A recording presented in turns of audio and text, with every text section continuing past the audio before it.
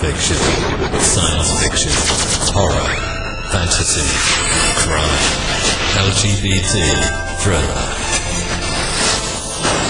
You have now entered the House of Mystery. Welcome back into the House of Mystery. And I'm Al Warren. I forgot who I was. And we got Mr. Dave Martino. I'm here. Yeah, after that wild New York. Boy, you left that town and... Yeah, a couple nights of carousing. Yeah, that town is ruined. I'm not allowed. Now. I'm not allowed back in New York. Yeah, they closed the border. That's, yeah, you know, that's it. You're done. You're done. Back. They probably have to clean up the mess now. It's going to Yeah. take... New York's not used to that kind of party. Boy, I know. Incredible guy. You know, what happens? You see it all on social media. I did. I mean, Yeah. I couldn't believe it. Yeah. I got to post all that stuff, you know. Yeah, I know. Wild. And then I did, a 6-hour martial art seminar the next day. So You're a wild man. Jeez. crazy. I wished I was that young. But, Well, let's you're see. young at heart. Yeah, that's all that matters, you know. Speaking of social media, so we've got a returning writer here to talk about her new book. New book is called Insta-Goner, and it's a bark and blog mystery, and it's Sydney Leigh. So welcome, Sydney.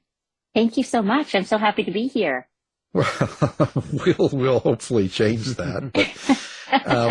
But, so Sydney, what's going on? Insta-Goner. So are you jumping on the social media sort of thing? Is this kind of where you get the idea from? Yeah, pretty much. I actually, speaking of New York, I was at a,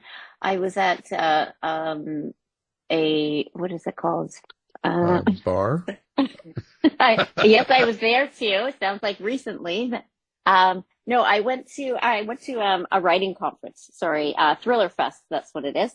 And I met some agents there. This is before I was agented myself, and I was a newer writer, and I was trying to sell another book. And I had an agent kind of say to me, even though I'm not particularly young, they said you have a bit of a young vibe, so maybe try to lean into that, because there were some publishers that were, and hopefully still are, looking for some more modern themed mysteries.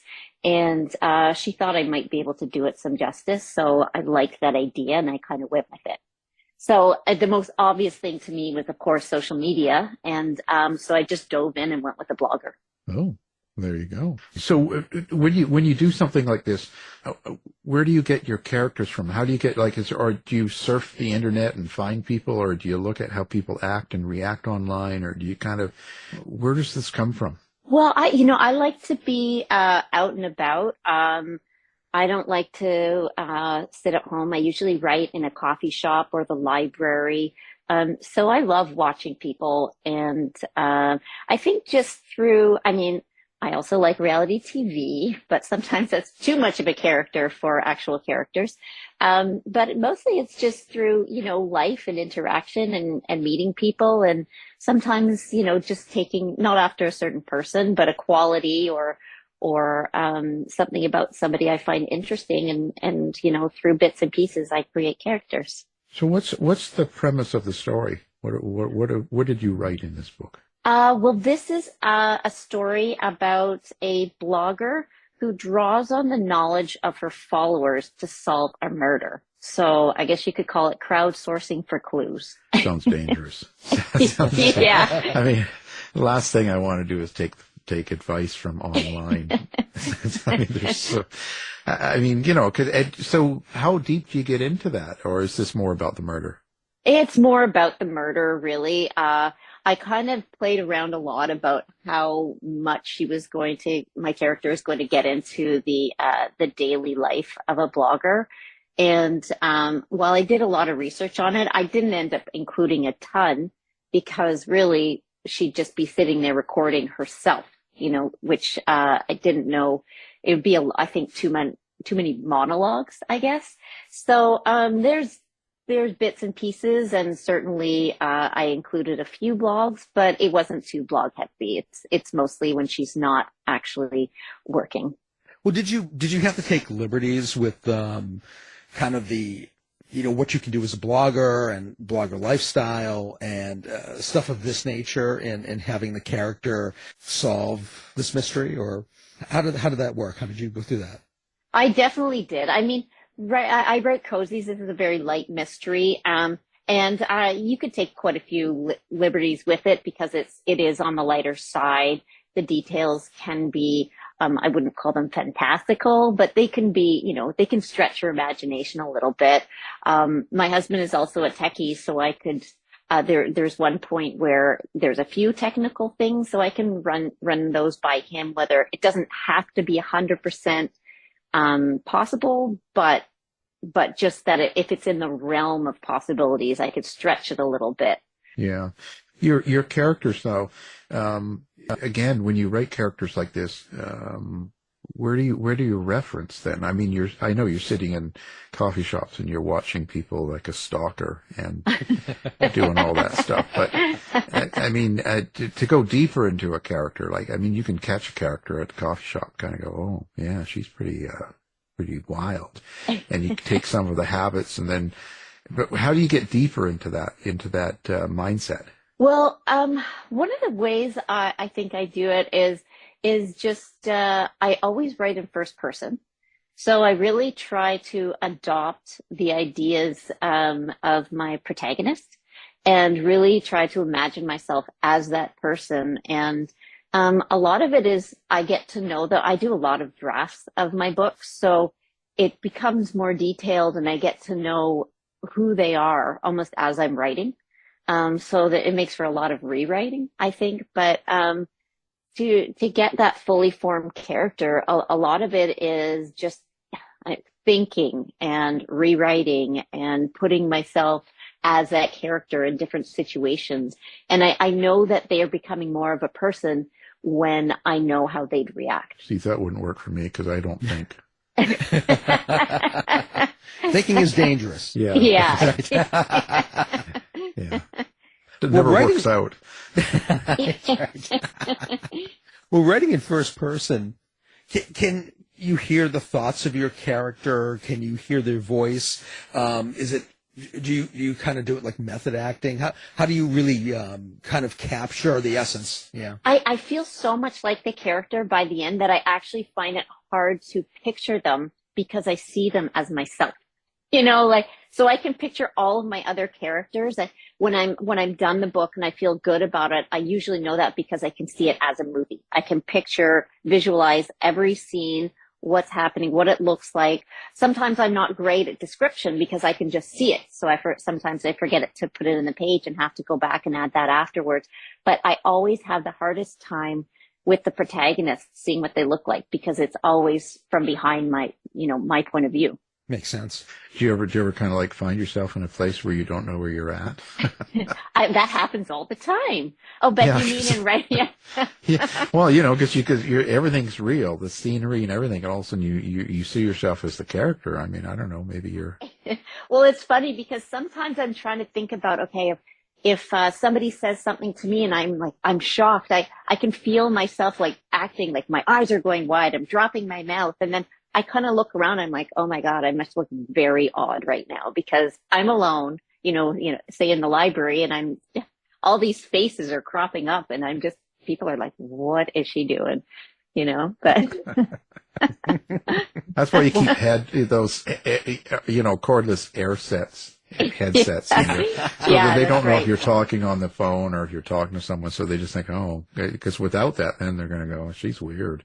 Yeah, I know. I always have a little bit of space around me, which is nice. But yeah. Nobody sits beside you on Not the too bus. close. Not too close.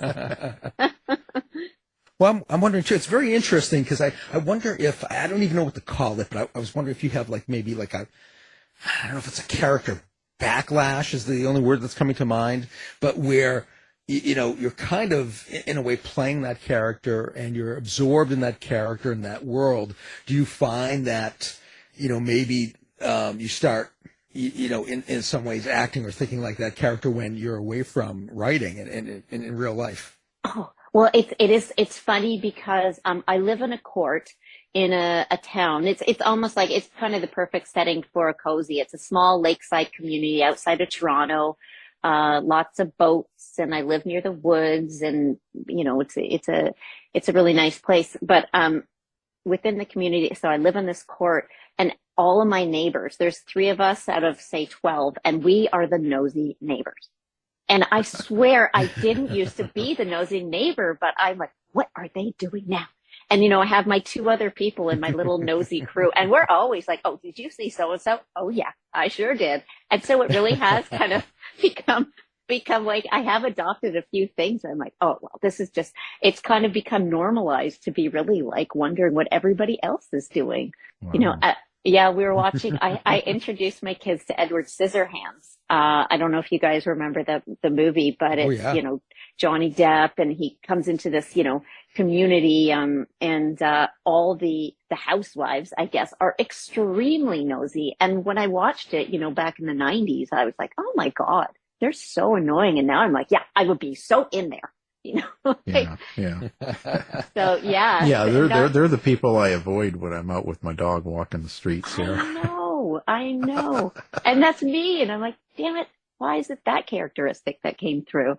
I want like the cool, I'm so brave, but no, it's kind of the nosy one that's happened. Yeah. I remember, you see, because of my age, I remember the Bewitched and Mrs. Kravitz across the street from Bewitched, and she was watching every single thing, like through her window, through her curtains, and calling her husband. Right. Yeah. Say, do you see that? Do you see what they've got? You wouldn't believe, it's funny. Oh my God, I could write some mysteries just based on my little court here. Yeah, you probably could. That's the dangerous thing. Yeah, that might get me in trouble. Yeah, because all the people start coming after you, Yeah, exactly. So did you come up with the idea first then? Is this before the characters, or do you have the characters first? This one, it depends book to book, but this one was definitely the idea came first. I thought it would be really fun because, I like true crime, and there's, a lot of armchair detectives, and it kind of plays off that a little bit. And I just thought it's kind of a fun idea. So, in a light version of that, my character, the main character, basically literally falls over this dead body, and it's a local talk show host, and it's her frenemy that she's known for many years. And so she kind of goes to her audience and is like, everybody, some terrible news, and da-da-da. And by the way, do you know anything about it? Because, we're not sure what happened. And lo and behold, a couple of people said, well, actually, I did see this and that. And, next thing you know, she's kind of drawn into it. Yeah. Story of my life, Well, so do you have did you kind of have a point when you had this idea and you were putting it together and then you started creating characters? Did you want readers to take away something? I would say entertainment. I think for me, the biggest thing I strive for is to get a laugh from the reader.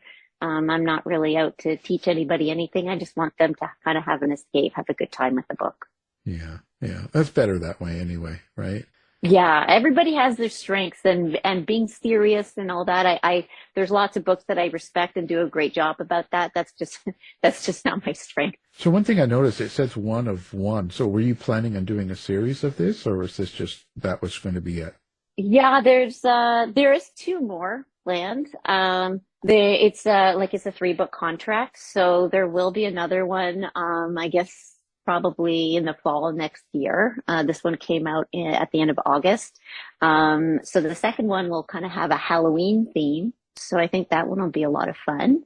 And the same thing, she'll kind of come across, actually I have the rough draft already written. She comes across, a very unliked person in the town, and again, kind of goes to her audience to help solve the crime, but it's, a little bit different this time.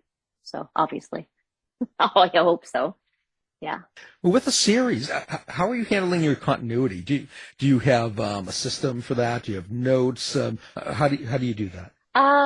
Yeah, I do. Actually, my mom's really helpful. She always takes my characters, and she's actually created a character Bible for me for all of my books. So she writes down their names, what they look like, what their jobs are, and then any other details, where they live, what they like, what they don't like. So she's been, she's like my personal assistant mom slash mom. And, so she does that. So I always kind of go back and reference that, as I'm working on either throughout the first book or into the second one. So that's really helpful. So what do you think? What do you think you've learned from writing and being in the world now, publishing the last couple of books? How do you think it's developed you? I think it definitely, it's made me more determined. It's given me a thicker skin, which I think you absolutely have to have in, the publishing industry. Patience is not my best skill, but it's something I'm working on. And certainly, like, it feels like in publishing, nothing happens until everything happens. And to just kind of try to be ready, ready for that if and when it comes. So, I definitely think of everything. It's just to kind of like put my head down, keep going, and just try to maintain that determination and belief that, that the book will happen, it'll get published, people will read it, but it's something I do have to remember and sometimes like, ugh. Especially when sometimes I read a great book and I'm like, oh my God, that was so good. I'm like, oh, I could never write that good. So there's some of that self-doubt still creeps its head up as well. But, that's an ongoing battle, I guess. Right. Well, that's just part of life, period. Yeah. And everything, you can do that. And you just can't do that. I know it's easier said than done. That's for sure. But, just keep moving forward. So are you going to stick to cozies, or are you ever going to get into like true crime or into real crime, murders, mystery sort of thing where you got like blood and guts and all that? Well, I am interested maybe in, I might try my hand at something a little bit darker. I'm actually working on a book right now that I call cozy-esque, because it kind of breaks some of the rules of cozies. Not tons of them, but there is some swearing, and the humor is a little bit risque. So nothing crazy, but so that I'm finding that actually quite fun. I enjoy it. So I might even try a little bit darker after that. It is fun, and I really like modern romance because I love the dialogue and the diction. I find it very fresh and fun. So, I don't think I see myself writing a full romance, but I do like having some of that integrated into the story. Well, I think it's good. I think it's good to read outside of your genre or what you write, because you can add that to your characters in your book, right? In your story, yeah. Right? So it's good to read, let's say, romance or maybe some horror or something else, because it can add layers to your character. You don't have to have it violent necessarily, but it can develop them, right? Yeah, absolutely. Definitely. I love reading, outside of the cozy genre, because I do learn it's so different. Different genres are so different, and I enjoy, reading, just the full gamut of stuff. Yeah. Why did you choose to go cozy? Do you follow other authors or did you like Murder, She Wrote, or what was your influence? Definitely. I mean, Murder, She Wrote is, when I was a kid, like, everybody has a hero. Jessica Fletcher was my hero. Like, I wanted to be Jessica Fletcher. I don't know why, but I am Jessica Fletcher. So yeah, I just love Murder, She Wrote, and I still watch it. It's like my happy place. That was definitely an influence for me. I also really liked Veronica Mars. She's a lot of fun. I love The Amateur Sleuth. I love, I don't think I could ever write a police procedurals. There's too many rules. And I worked for the RCMP, not as an officer just in the office. And it being within that, that doesn't interest me to be, to have that, those sort of restrictions. But, definitely, so Murder, She Wrote, any of the Amateur Sleuths I love. And then there was definitely some authors, like I love puns. So the cozy titles and covers are very appealing to me. And then there's lots of cozy authors I like Vicky Delaney and Olivia Black, that have always, just brought me to kind of a place of happiness. Right. Maddie Day was on the show, and I know she writes under a different name too. Yes, yeah, she's great as well. Yeah, she's got a few names, I think. Yeah, because I think some of her names she writes a little bit darker or a little bit harder, a little bit more rough. Let's just say. Yeah. So I can see why you would do that, because you get someone, a cozy fan, reading all your books, and all of a sudden they start reading one and a new one out, and it's like really violent. Yeah. Oh yeah, for sure. I think, and I think especially with, I think there's two readers that really get upset if if you give them something they're not expecting. I think romance readers and mystery readers. Like if you wrote a mystery and didn't have it solved at the end, I think there'd be an absolute uproar. And the same with, romance. If there's not a happily ever after or happily for now, I think it's another term, then you'd have some big issues. Yeah. Have you seen that new Matlock, with Kathy Bates? Oh yeah. Yeah. It's fun. Very fun. Okay. Yeah. I thought that Have would you be seen it? No, I haven't seen it. I've just seen commercials, through the thing, but I have never watched it. But because the first one, actually, to be honest, I didn't care for. I really like Andy Griffiths.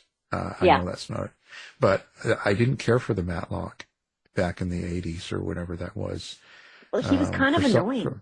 Yeah, for some reason I never took to it. I know it's a really popular, it ran like 9 years or something, and people really liked it. I'm sure it was fine, but something about it I didn't care for. So I was just wondering what it would be like with her in it. Maybe she's good.